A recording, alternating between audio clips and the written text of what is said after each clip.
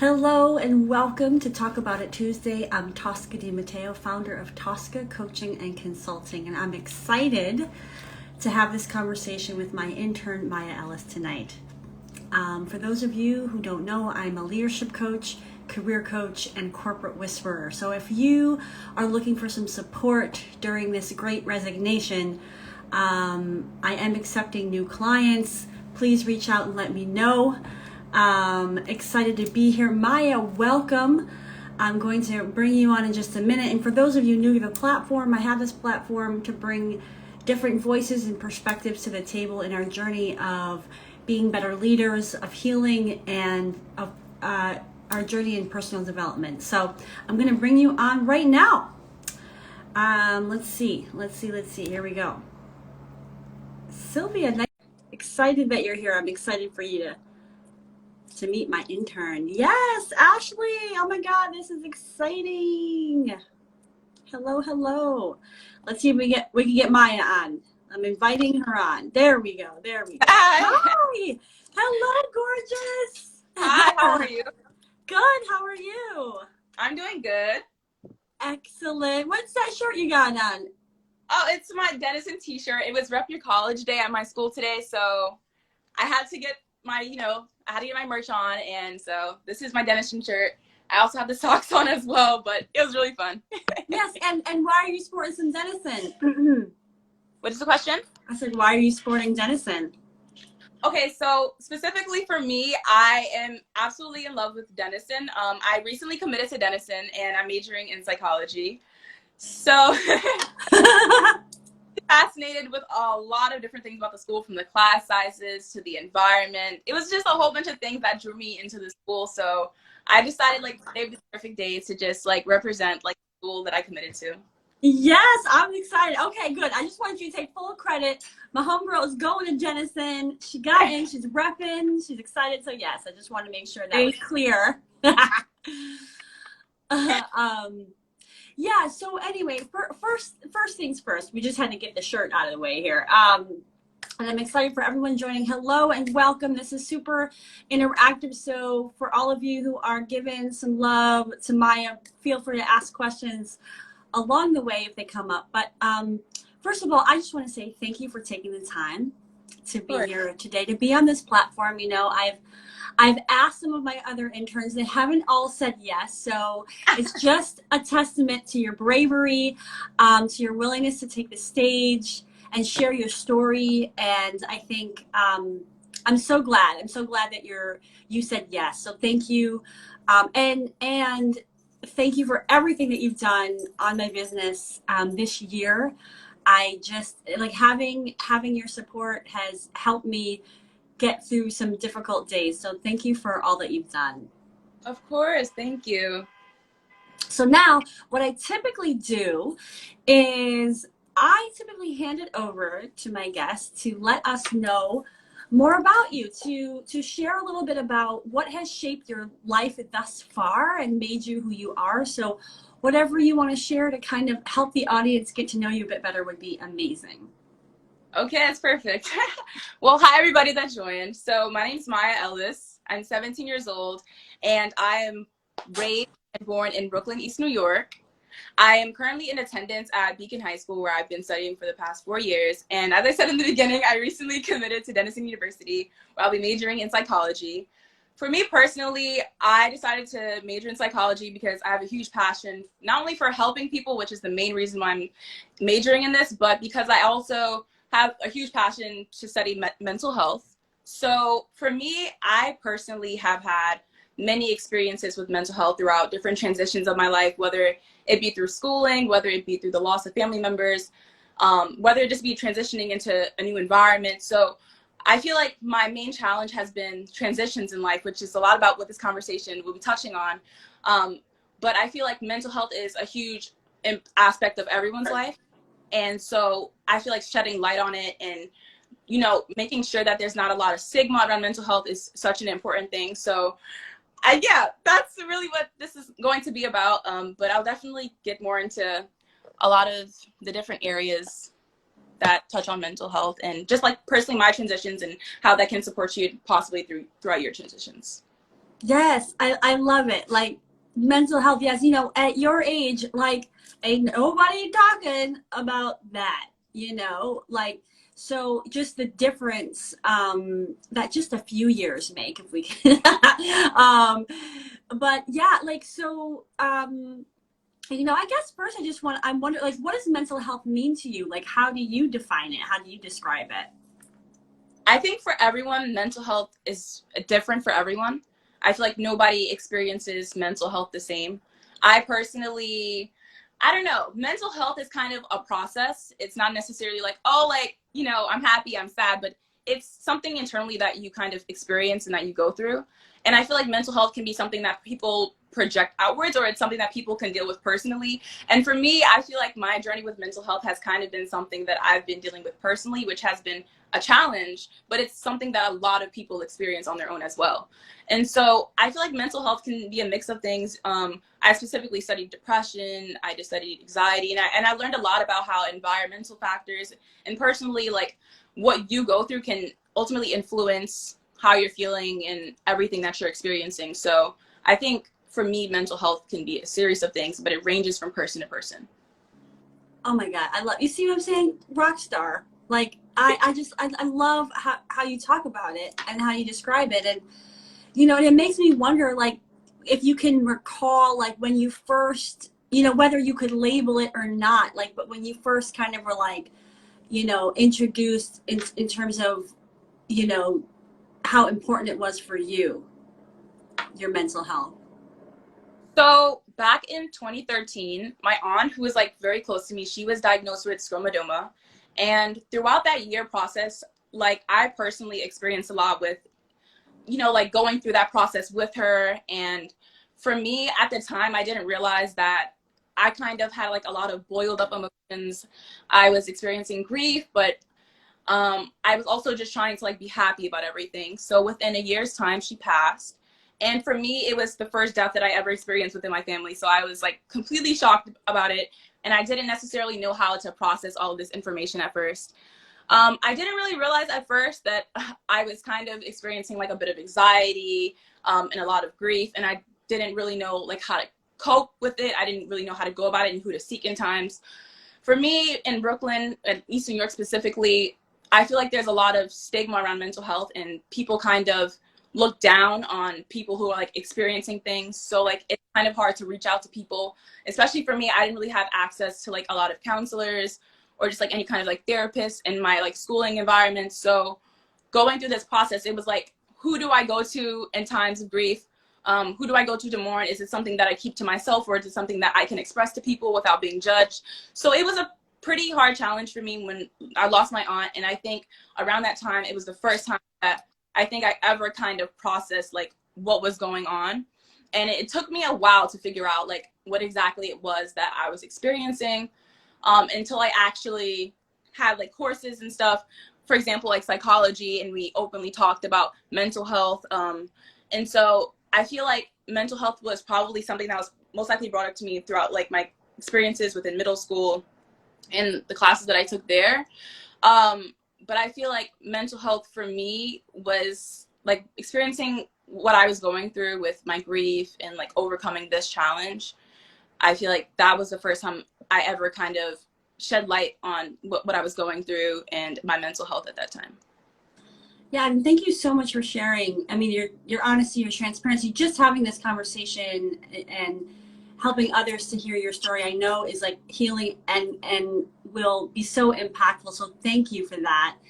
And I'm curious, and again, if I'm asking you anything that you're not comfortable answering, by all means, I'm curious, like for you, where you grew up, um, like what was the expectation, like, right, like if it was taboo to talk about mental health, like was the expectation that you just show up and it's like you just act like nothing's happening, like what were the messages that you received, whether overtly or, you know, subliminally, about like how to deal with, you know, difficult emotions? For me, I feel like I never really had access, like I said before, like I never really had access like counselors and like therapists in my neighborhood. But also like even like within my school with like different students, I feel like a lot of people were experiencing things like personally, and like they didn't really know how to go about it either. So it's like, okay, I can't like reach out to them because they're going through things too. It's like, okay, like what do I do now?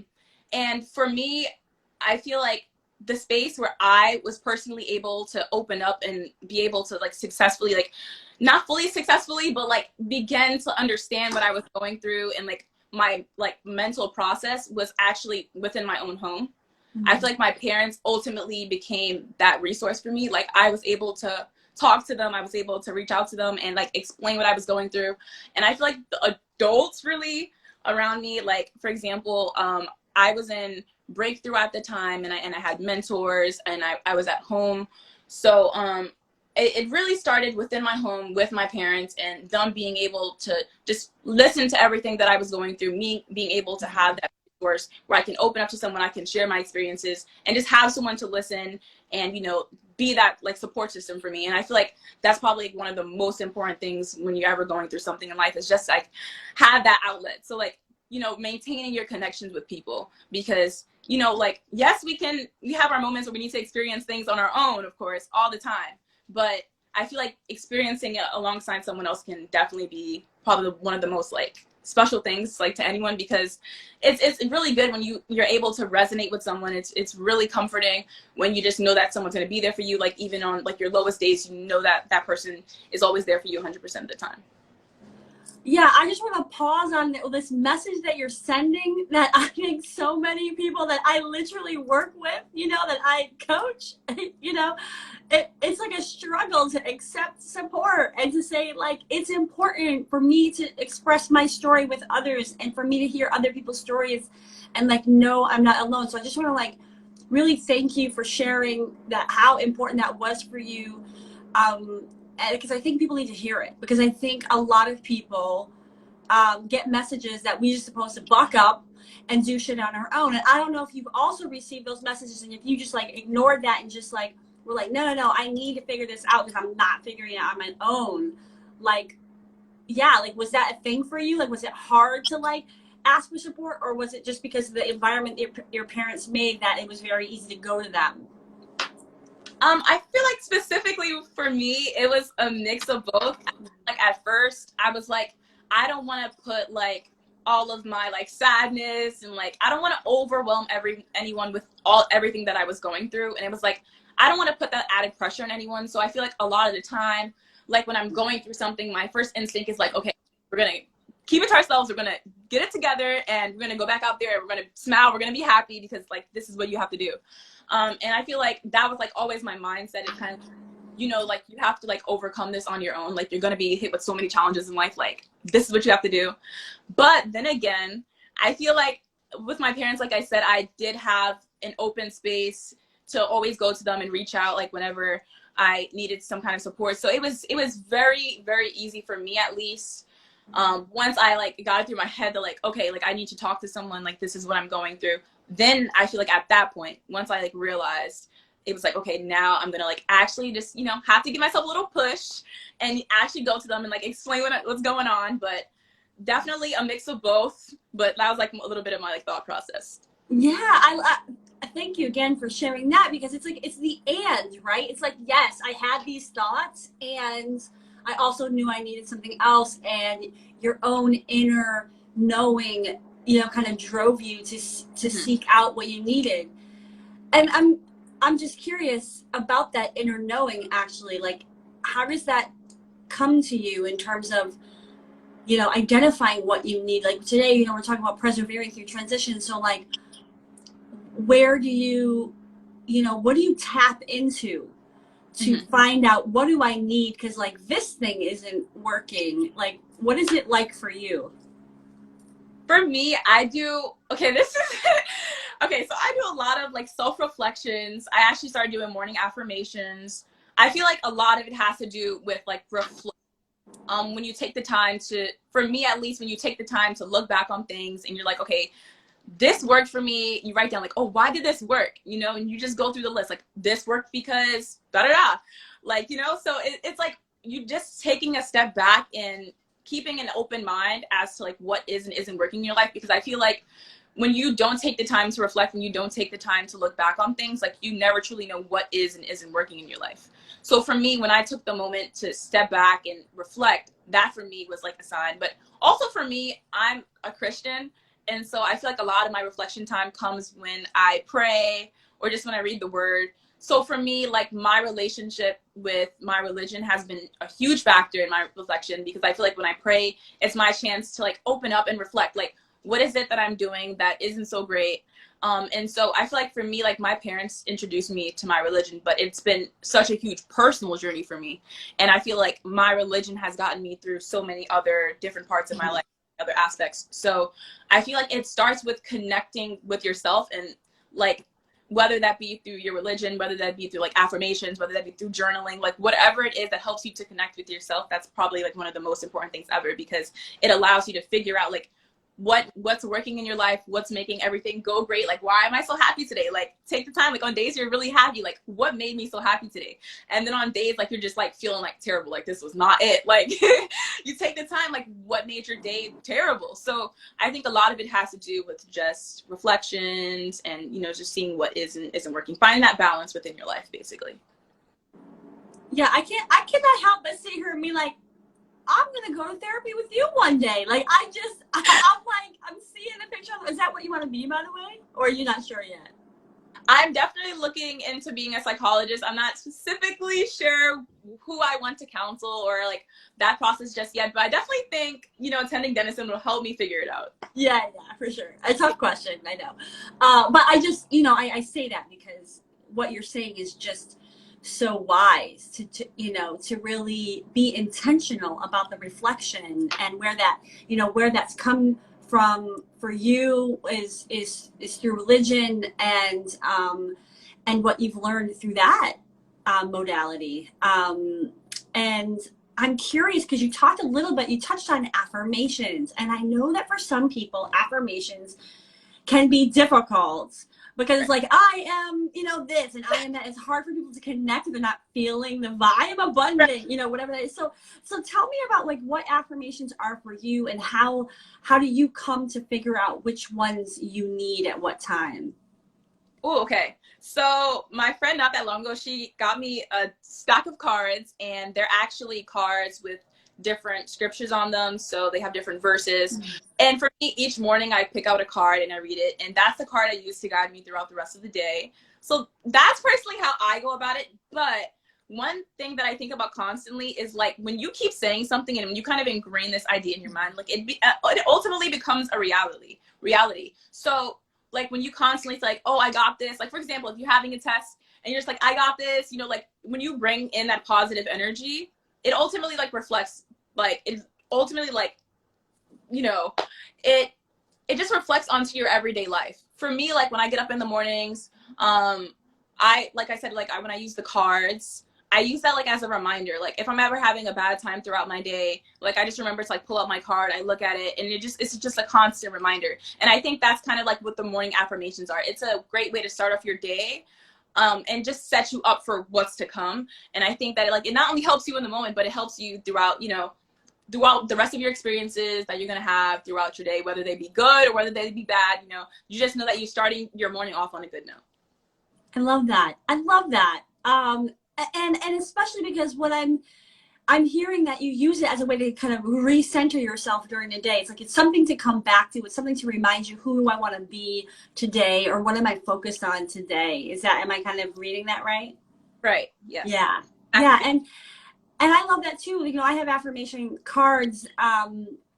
And sometimes I'm just like, what do I need to know today? Like, what's the reminder? And sometimes it feels like, for me, it just kind of feels like magical to be like, oh, this is like, what I need to hear, Right.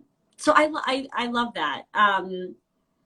So you talked a little bit about positivity and positive thinking, and I know that this is important to you in terms of like what you let into your life and what you're listening to. So I'd love to hear a little bit more about what is like positive thinking mean to you, and how do you keep that engine like kind of going? And I know it's impossible to keep it going 24/7, but like what do you do to kind of bring that into your life in an intentional way?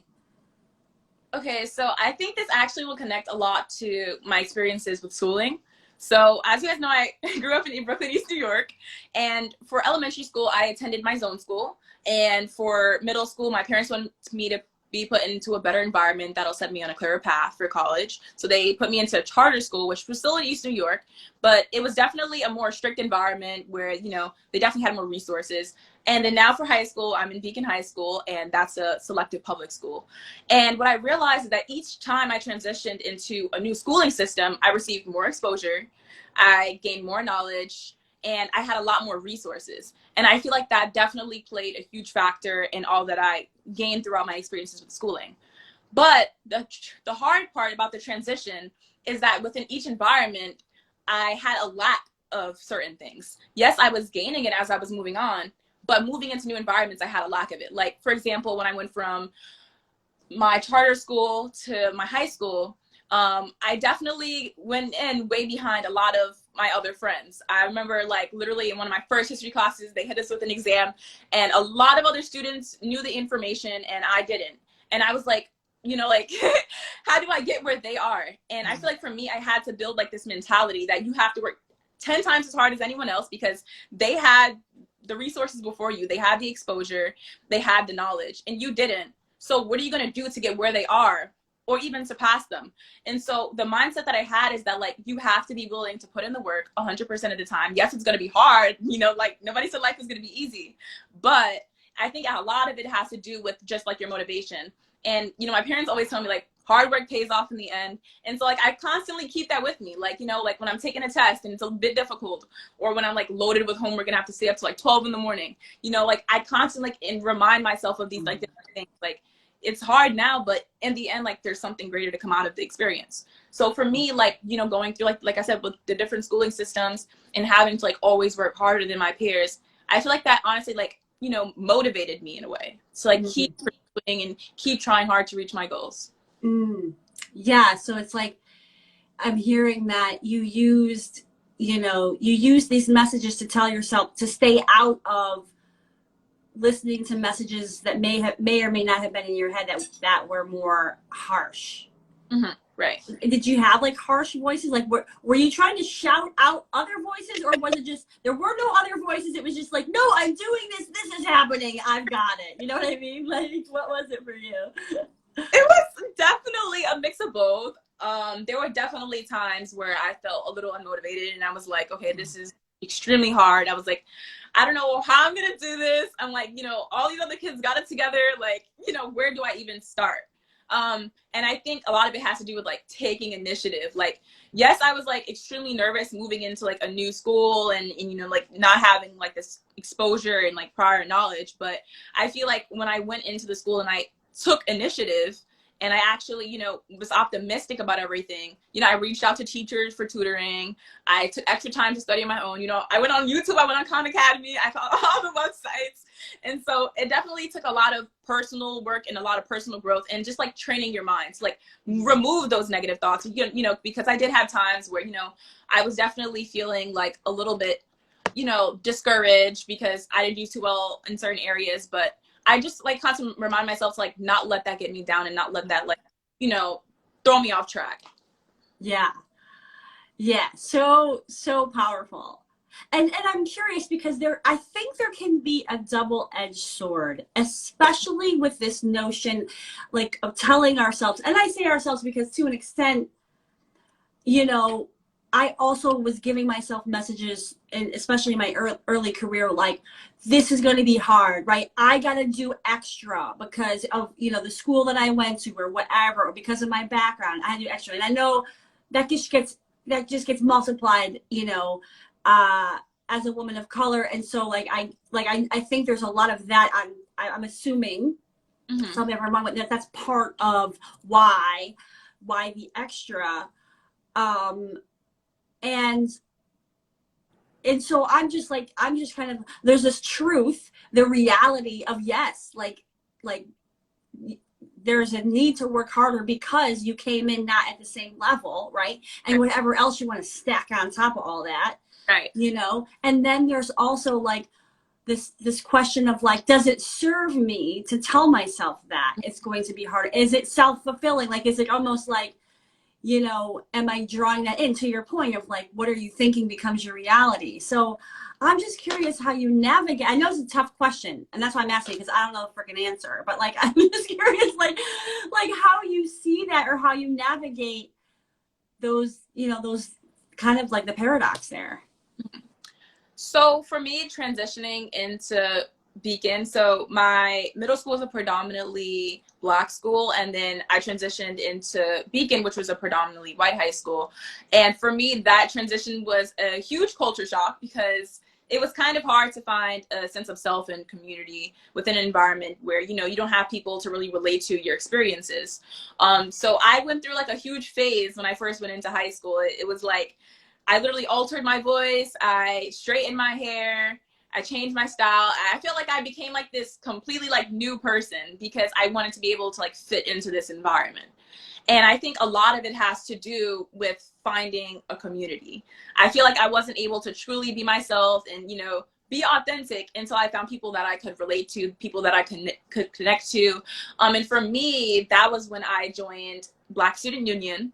And that was also when I joined my dance community. And even though my dance community wasn't fully students of color, it's people that brought out the best in me. It's people that I was extremely like comfortable with, people who like motivated me. So within my dance environment, it was definitely like, it was like my first Beacon family. Like honestly, it's no better way to put it. Like my dance community in Beacon has been the first place where I was able to be myself, step out of my comfort zone, take risks. It all happened there in that dance room. And I think no matter like where you are in life, like finding a place of community, finding somewhere where you feel like you belong.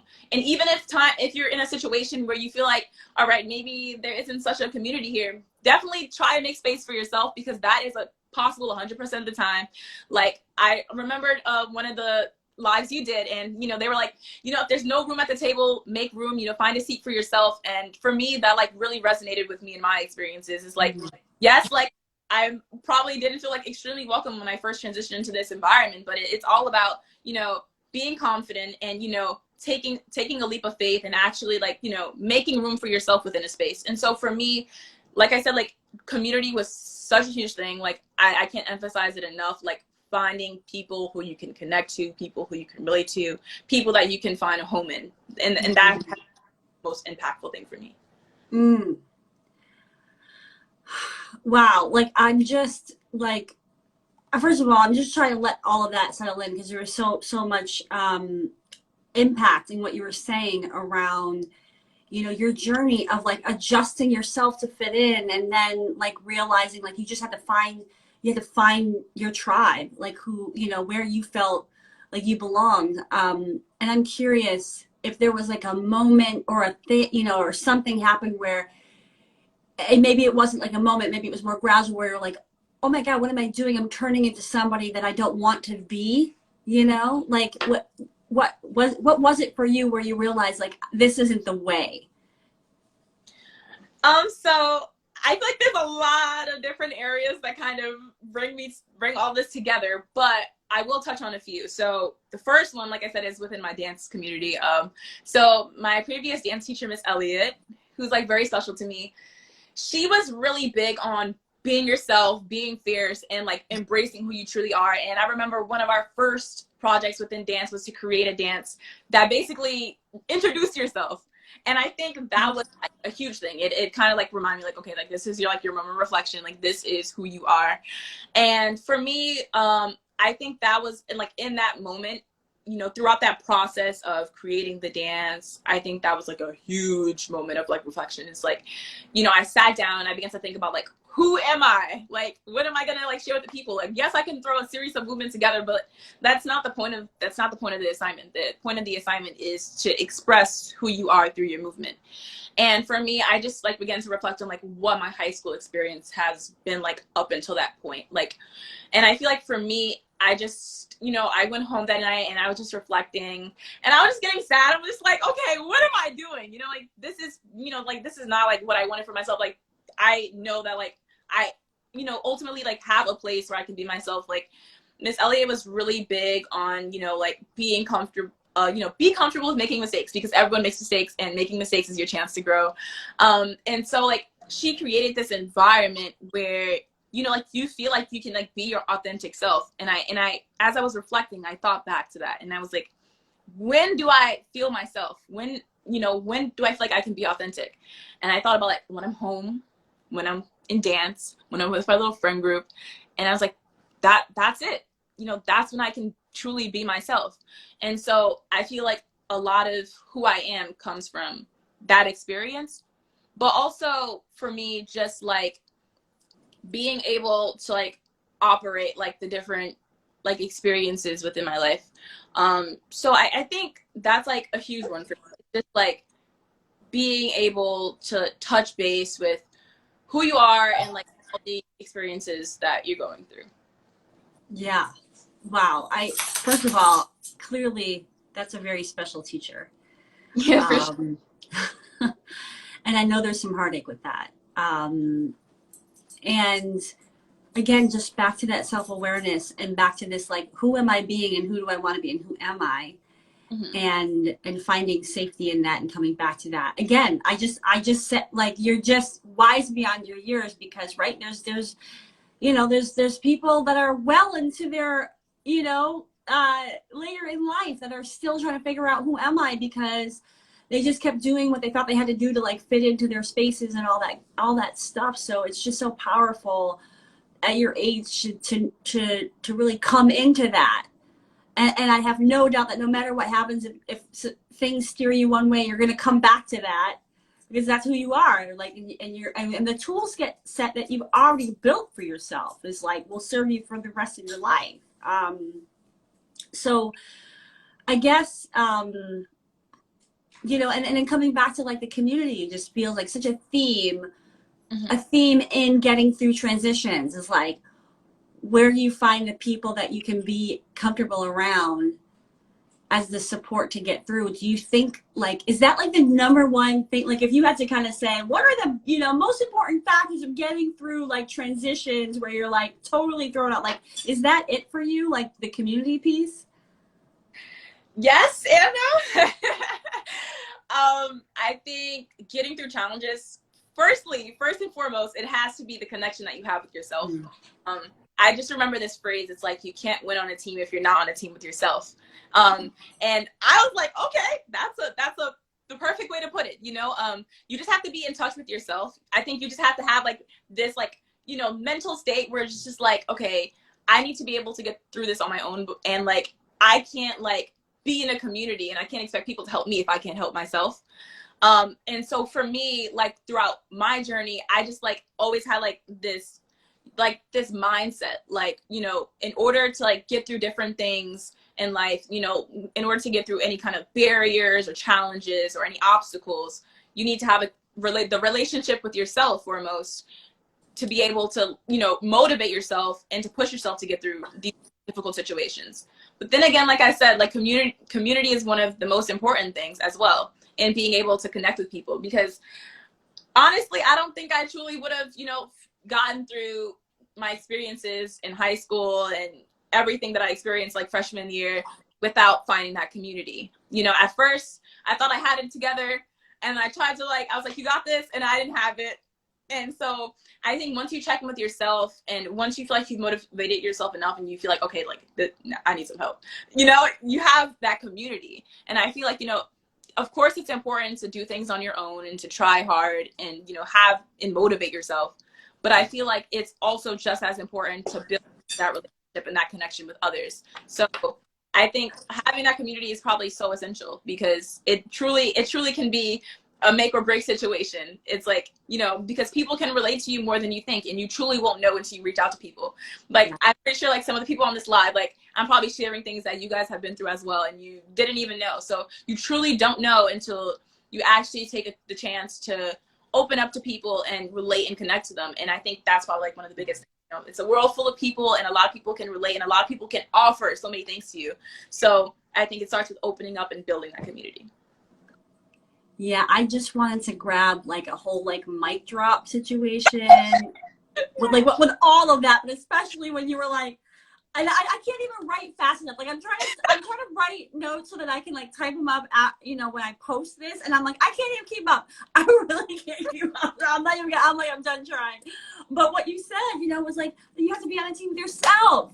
Right. You have to be on a team with yourself first and foremost. Like, and I think that the way that you said that is like, man, I wish the world could hear that message, because, you know, it's kind of back to some, you know, some of the phraseology that's out there, which is like belong to yourself first before you can belong with others. But like, you know, it's just true. And the way that you described it was just so beautiful. And I know it's going to land with some folks, if not in this moment, but after the fact, where it's like, yeah, how do you do that? You know, like, how are you on your own team? Like, the thing that comes up for me is when you talk about, are you your own best friend? You know, like, are you talking to yourself like your best friend talks about you, you know, like as some of those checkpoints? And so I'm curious, like, you know, do you ever get off track with that? Do you have to kind of course correct for yourself to like, to be on your own team? Like, is that a thing for you, or do you feel very like centered and firm in that? Oh no. I definitely can be my own enemy sometimes. Yeah. I have to ask because you are just so freaking smart, and like you're just so articulate. So I'm like, and confident, which I love. So I just had to ask, because I'm like, is it a struggle? Because you got it together. But okay, keep going. I'm sorry. No, for sure. So I definitely think that, yeah, I can definitely be my own enemy at times. Like I said with like my high school process, for example, I definitely think pessimistic thoughts can be like one of the biggest challenges. And you'll kind of like realize that like through many different stages of life, like before you get on stage and you're like, you have these thoughts like, okay, you're gonna mess up, like, you're gonna forget the script, or you know, like you're gonna go on stage, you're gonna dance, like, oh, I'm gonna forget the move, like, you know, you kind of like encounter like those like backtrack kind of like thoughts, and you kind of like, okay, like what do I do in these different situations? And so I definitely feel like I encounter that some of the but even like, for example, I'm gonna give you guys like a regular example, like with school, I feel like I definitely have a lot of challenges with adapting to just like the workload. And for me, that was like a huge moment where I like literally had to take a step back, and I was like, okay, like this like literally isn't working for me. And so for me, it's like, what do you have to do in order to like get past the situation? Like, what do you have to do to improve and grow from it? And for me, that was kind of like where I kind of like instilled in myself this sort of like mindset, like, okay, like, you know, like you have to figure out what's working best for you, because if you don't, then nothing's going to work out. And so I feel like when you're trying to figure out like, all right, are you your own best friend? Are you like on your own team? You need to like figure out what's working for you. And for me, okay, totally off, you know, off topic from like school, but figuring out like what are the things that you enjoy, figuring out like what is and isn't working for you. Like, for example, hobbies, for example, like I feel like hobbies are such a huge factor in our lives and we don't even realize it. I know like people with music, people with dance, with reading, with journaling, like whatever it is that you're passionate about, like, those are the things that you go to find comfort. And I feel like that ultimately is, you know, that's one of the steps in, you know, being on your own team and you know, being your own best friend is you do the things that help you most. And so for me, like, I know like when I've had like some really difficult times, like it's so strange, but like dancing, putting in my AirPods and listening to my music and having that time to yourself. And I feel like a lot of time, you know, we don't really take the time to really have like these different hobbies, and we have like all these different things that can bring so much positivity and like, you know, just like soothe everything that's going on around us. And so I feel like a lot of it has to do with finding that connection, like finding what like ultimately brings your life together, even with the chaos is just surrounding you. Oh my gosh. Yeah, it's so powerful what you're saying about hobbies, because I know, right? Kimmy's like, I think you already finished your sophomore year. I think so too. I think like just go right to graduation. And what I might do is I might try to get my dog something to chew on, because she's going a little crazy right now. So I'm gonna travel with you. We're gonna do a little traveling in the house real quick, so I can get her off my tip here. What I was gonna say is, you know, I think what happens is, you know, because of society and all these messages that we get around you know, the work is everything. The work is everything. And then we forget to put the hobbies back in and find Right. joy and recenter ourselves in that way, that life's way more, you know, multifaceted,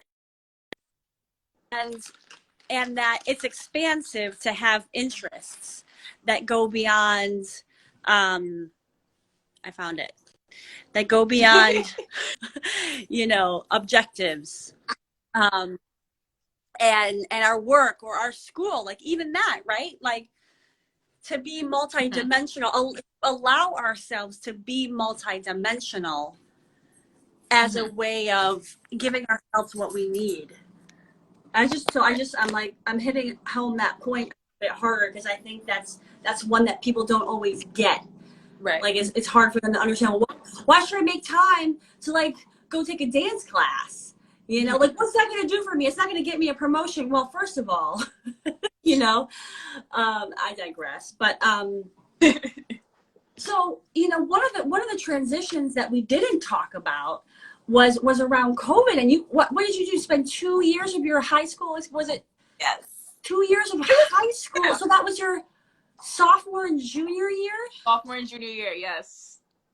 So talk to me about like what that was like for you as a, you know, being in high school. I mean, because I think there's a lot of people, you know, my audience, right, that, you know, knowing what it's like, whether they're a mom or whether they had a job and this, but what was it like for you having to like be at home 24/7 during kind of these times of your life that are like supposed to be kind of fun, you know? Yeah, just a little bit. I don't know. I got a lot out of it. So firstly, it was the most time that I've ever like had to spend with my family. Like the amount of time I got to spend with my family over COVID was amazing. I feel like I connected with them even more. And for me, I think that was one of the most special things about being COVID. Like despite all that was going on, despite all the chaos and everything in the world, it was like I found some comfort, and I found, you know, like comfort in the fact that like my family was alongside me, and that like everything that we were kind of experiencing through that time was alongside them. But in terms of school, now that was a whole different thing. Being completely virtual was a complete shift from doing everything in person. What became interactive all of a sudden, all right, you watch this video, you do the asynchronous work, you know, you write down the information, and that's that. So it was definitely a huge transition. For me, at least, it was pretty easy because it's just like all the information's right there. It's right at your fingertips. Traveling became so much easier. However, there were a few challenges, like with mental health. For me, it was because of the fact that I was home during COVID, I had taken on a lot of stuff. And I think this has to do a lot with burnout and just like, you know, time managing and making sure that you're not overwhelming yourself and doing too much. And for me, I just like to go above and beyond sometimes, and I don't realize like all that I'm like taking on. So, you know, I was doing college coursework. I added on an extra math class, and then I was doing extra stuff on the side with futures and options with another internship plus school. So it was a bit like chaotic, and I realized that I was experiencing a huge burnout, and I didn't really like know how to cope. So that for me just became like extremely challenging. And for me, like with experiencing like all this, like I feel like my mental health kind of just like went down. Like it had a drastic toll on my mental health, not being able to, you know, navigate all of this and, you know, successfully like time like what works and, you know, what isn't.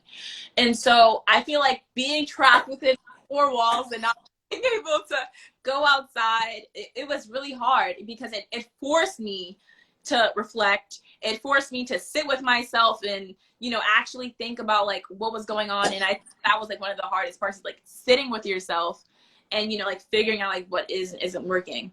And so for me, can I ask you a quick question around how you were piling a bunch of stuff on? Like, why do you think that was? Like, do you think were you doing it to keep busy? Were you doing it because you were passionate about all those things? Like, what do you think was the driver around the adding? So it's a mix of things. Well, specifically, this was during my junior year, and it was colleges we're going to be looking. Specifically, it's junior year is one of the most essential years. And so I wanted to make sure that my resume, but that my transcript was where it needed to be. I wanted to do even better than I was doing previous years. And I realized that because I had virtual schooling, I could take advantage of, the added time that I had, since, my travel to school is about an hour. And so, and getting back home is about an hour. And then after school clubs, that takes up a lot of time. So I had a lot of extra time. And I realized that, okay, like I have extra time. So like, this is my chance to, throw all this stuff in, and, that'll be there for the colleges. But I also, everything that I did join, I joined because I was pretty much passionate about it. So yes, I did add it on for colleges, but I added it on for myself as well. Right.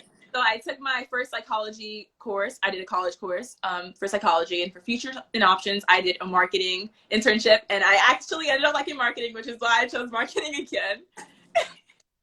And then I did an extra math class. I did that because I wanted to be able to take calculus by my senior year. So that was a bit of a personal choice, in terms of, yeah, it was, an option. But I added these things on because I felt like not only was I passionate about it, but because I wanted to meet the expectations of colleges. But what I didn't realize at the time is that, like, while I want to do good for the colleges, I also want to do good for myself.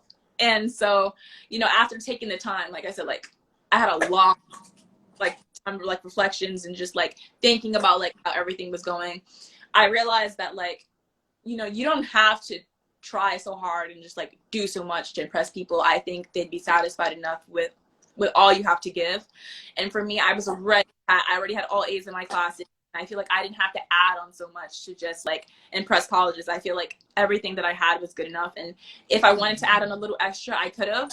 But I think the important thing is figuring out your schedule. And like I said, so you don't experience that burnout, because, I had some time to definitely fit in an internship, and I definitely had some time to do after school dance, but maybe I didn't need an extra math course, so I just figuring out what fits into your schedule and what's going to allow you to have that self-care time. Because what had happened was I added all of this in. I was like, I'm dunking it in. This is what I'm going to do. College, I love it. And then, once I started doing everything, it's well, geez, I don't have no time for myself. By the time I finish all this, it's I had a full one day of school plus I don't know how many extra clubs.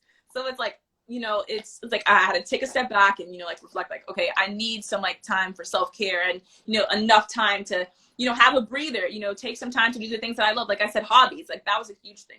All of my hobbies completely thrown out the window. And I was okay, I absolutely don't have time to do this stuff anymore. And it was kind of weird because I was experiencing this during COVID, and you would think oh, because you don't have to travel to school anymore, you definitely would have all the time in the world. But that definitely wasn't the case. And so I definitely feel experiencing that burnout allowed me to ultimately reflect and realize, okay, you need to time manage, and you need to plan out what is and isn't going to work within that time frame. Because the most important thing is, succeeding, of course, but also making sure that you have that time for yourself. Because if you're burned out, you're not going to perform as well. You're not going to, do as well as you want. So definitely taking a step back and, finding that in between space where you're just settled and you're just satisfied. You can also just, have enough time to do the things that you like. Yeah, it's it's what I'm pulling from that, right, is you kind of went into extra mode. Right. Right. And then you realize this is actually I don't need to do all of that. I'm enough doing what I've done, right. And so where I pull back, and that kind of goes back to what we were talking about earlier, right, which is how hard do you grind, right, to get to where you want to be, versus be oh, you know what, this is actually enough. And if I don't make time for me, this is not sustainable. So yeah, again, I'm sending this to all my clients. I'm just going to do a blast. I'm look, don't take it from me. Take it from Mya. She knows best. So, but yeah, I mean, I think, and what I think your experience kind of is, I think very much mirrors, people, in careers, right? Which is taking on more and not holding boundaries, and then getting into that burnout stage. So it's interesting to hear that it feels like a bit of a mirroring of what was happening with people in other situations as well. So, oh my gosh, we're getting to the top of the hour, and I know we covered so much ground, but I do want to ask, well, first I do want to ask, what like what maybe have we not covered around transitions and persevering through them that you want people to know, if we missed anything or any messages you want to share? I think the biggest thing about transitions is that like no transition is going to be completely smooth. Mm-hmm. Like I said, like I had transitions from being in a predominantly Black into a predominantly white high school, but I also had transitions from school to school where I was completely behind. And I feel like I had to transition from, you know, like experiencing things on my own, the loss of family members, to like real, okay, like my transition with my mental health and realizing like that I need the support. And so like, no matter where you are in life, you're probably going to experience some sort of transition. Maybe you probably have experienced a transition and you're not quite sure how that transition has impacted like what's going on for you. Like no transition is going to be completely smooth, but I think, like I said, it starts a lot with, you know, tuning in with yourself and, you know, figuring out like what isn't working, and taking, like I said, taking the time to make sure that like no matter like what you're going through, that you're not only finding a community around you, but you're finding that community within yourself. And so there's definitely a lot to touch on in terms of, like I said, like transitions. Like this whole talk was basically about transitions. But transitions is a really interesting topic because you can have some of the easiest transitions and you can have like some like really drastic changes within your life. And I think a lot of it has to do with the way that you go about it. And I think a lot of it has to do with like your mental process. Mm-hmm. And so like go into an environment, new environment, you're like, dang, I'm like gonna flunk, like this is not it, like I'm gonna do terribly here. Like you're kind of like manifesting, you know, like, you know, so much like badness, you know, moving into that, you know, new environment. But if you go into an environment and you stay optimistic and you stay hopeful and you persevere through those experiences, I think ultimately it can help transitions to be so much easier. You just have to believe in the process, you have to believe in yourself, and even if it isn't, you know, the easiest, I think, you know, part of it is staying in touch with yourself and, you know, like why you're there, what are your goals, what are your aspirations, what is it that you're reaching for? Because at the end of the day, like we all have that we want to achieve in life, and I feel like if you let outside factors, if you like the negative thoughts in your head, you know, you can't let that discourage you, you can't let it unmotivate you. And I feel like at times it can be very discouraging and very hard in life, but part of transitions is like overcoming it and, you know, being like, you know, I don't even know how to put it, but like taking the time to just realize like you're here for a reason, and like it might be difficult, but it'll be worth it in the end. Oh man, that's so beautiful. It's so beautiful. It's like, you know, and I think what the message that I'm taking away so much from that, but the thing that's really standing out for me this moment is like prepare and know that like it's not meant to be easy. Like transitions aren't meant to be flawless. Right. Like it's change, right? So like go in there with the expectation like I'm gonna hit a few bumps in the road. Mm-hmm. And that may be helpful so that when you do hit the bumps in the road, you're like, oh yeah, like right, this was supposed to happen because this is growth and this is expansion. And you also use the word intention. Like, what do I want to get out of this? And like, even that's some of the stuff that I talk to my clients about, which is like, let's just remember, like, for example, if they're starting a new job or they're in a new leadership role, like, what is your goal here, right? There's so much. So when you look back in 3 months or 6 months, you can say, oh, right. Like, because, you know, there may have been, 10 things on a list, but really there's maybe 1 or 2, and like that's the North Star. Mm-hmm. So I can't help but ask this question. Like, you're 1 foot away from Denison. So like, what is your, like, in this first phase of like entering a whole new state, a whole new college, all that stuff, like, what is it for you that's like your North Star as you go into this next big transition in your life? I'm not gonna lie, I'm really excited, really nervous, but excited at the same time. I definitely feel like one of like the biggest things in my life is like stepping out of my comfort zone. And the older I get, the more I realize the importance of it. Mm-hmm. Like the idea of like be comfortable with being uncomfortable. And so I feel like going into a new environment, like Ohio is about an 8-hour drive away and an hour and 30-minute flight away. So it's a bit of a distance and it's a completely new space. I've never really been in Ohio. I traveled there for the tour. However, I'm not really familiar with Ohio, like in general. And so I definitely feel like moving into a completely new space will definitely be a big change. However, I do feel like high school definitely prepared me for a more interactive setting, and that's exactly what Denison is. Denison definitely is like a smaller base school, so a lot of the classes are about 18 students max. And so it's definitely a space where you can get to know the people around you. You can build those connections with not only the students, but the professors as well. It's such an important thing. And, you know, being able, and I feel like with education in general, it's like if you're not engaged with the curriculum, you're not really learning anything. Mm-hmm. And I feel like having those smaller base environments will push you to actually, you know, like get through those readings and participate in the class discussions and do those presentations, because ultimately, like, that's what gets you engaged. And so I feel like there's so much to look forward to when, you know, going into a new environment, the clubs. The atmosphere was amazing. When I went to visit Denison, I absolutely loved the students there. Everyone just seemed so happy. I saw so many familiar faces. Like, walking around campus, I saw the same face like a good 5 times. I was like, okay, this is great. Like, you know, being around a smaller environment. And so I definitely feel like there's a lot to look forward to. I definitely know there'll probably be challenges throughout the journey, of course. But I definitely think that keeping in mind why I chose Denison and why this is going to be beneficial for me in the end is one of the most important things.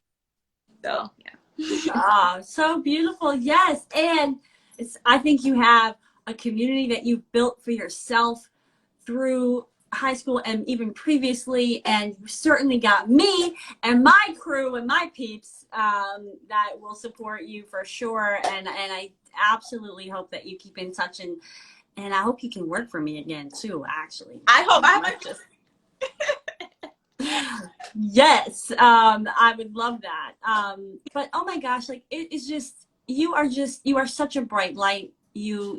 I'll say it again, you have such wisdom to share, and it's earned. I think there's like, you probably came into this world with a lot, but also you've been through a lot of things that have taught you, and you've experimented and you've learned what works for you. And so thank you for sharing what you've learned about some difficult times. And I'm certainly inspired by your perseverance. And I think that I'm exciid to see you just keep flying. And I will be like, and I had her on my show way before any of y'all. I can't wait for that moment, because that is going to happen. So, oh my gosh. The very, very best of luck to you. And thank you again for taking the time to do this, because clearly you got a lot of shit going on right now. Yeah, I'm honored that I was able to work with you through Futures and Options, which is such a great program. And any way, how do you want to close this out? Like, what do you want to share? Well, if you guys are looking for an internship, definitely go to Futures and Options. And an experience with Tosca, and it's definitely been a huge learning process. But I definitely taken a lot away from it. One of the many things is being confident.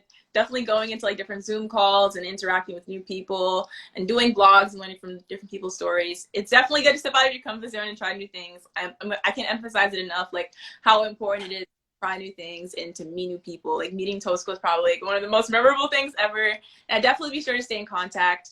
And I don't even like know how to end this. Like, there's no perfect way to end it. Thank you all for joining. Thank you for like tuning in and learning more about my journey, and hopefully that you guys also learn many things throughout your journey. If you have someone who's going through the college process, or if you're personally going through the college process, or even if like you're just going through anything in life, like I'm always free to like talk to people and like go out their experiences. So if you ever want to reach out, my Instagram is here, hopefully. But yeah, thank you all so much for joining. Oh my God. Thank you so much. Let's do it again. Let's do it again in a year. Let's do it after your first year at Denison. Huh? Let me lock you in next May. We're going to do it. Thank you so much. And Shayna, absolutely mic drop on that. Thank you so much, everyone, for joining, for staying, and for all the hearts. Like, I love, this is like the most hearts I've ever seen on Talk About It Tuesday. So you got a great crew come to support you. So thank you for that. And this is not goodbye. This is I'll see you later. See you later. Thank you for having me. Thank you for being here. Ciao. Bye, guys.